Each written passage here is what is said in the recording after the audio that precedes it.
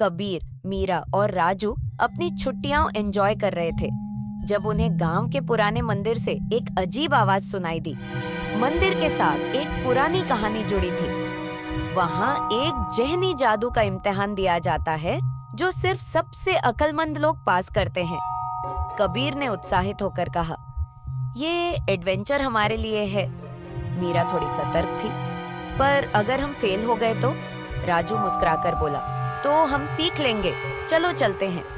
मंदिर के अंदर उन्होंने देखा कि एक बड़े से हॉल के बीचों बीच एक चमकते हुए पत्थर पर लिखा था, जब समुंदर खुश हो तो कौन सा रंग दिखता है? राजू बोला, ये तो नीला है। जैसे ही उसने जवाब दिया, एक रोशनी उनके सामने एक रास्ता खोल गई।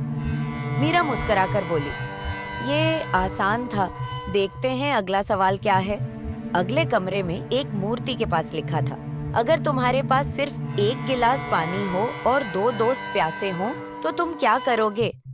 कबीर बोला, पानी को बराबर बांटेंगे। मूर्ति से आवाज आई, तुम्हारे जवाब ने दोस्ती का हक अदा किया। एक और रास्ता खुल गया। तीसरे कमरे में एक जादू का आईना था जिसमें उनके अपने चेहरे दिख रहे थे। आईने के नीचे लिखा था, जो अपने आप को समझ ले वही आखिरी इम्तिहान पास करेगा।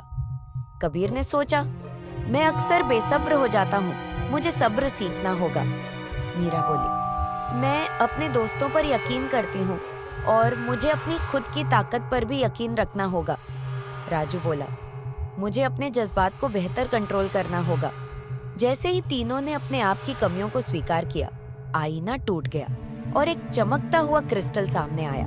क्रिस्टल से आवाज आई, तुमने अपनी कमियों को स्वीकार किया और अपनी दोस्ती को सबसे ऊपर रखा, तुम सब पास हो। क्रिस्टल चमक उठा और तीनों को एक ताकतवर एहसास से भर दिया। कबीर बोला, असल जादू हमारे अंदर ही था। मीरा बोली, और हमें दोस्ती और यकीन के साथ चलना चाहिए।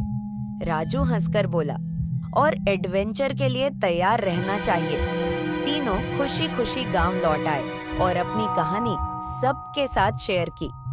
सीख, असल ताकत अपनी दोस्ती और खुद पर यकीन रखने में है।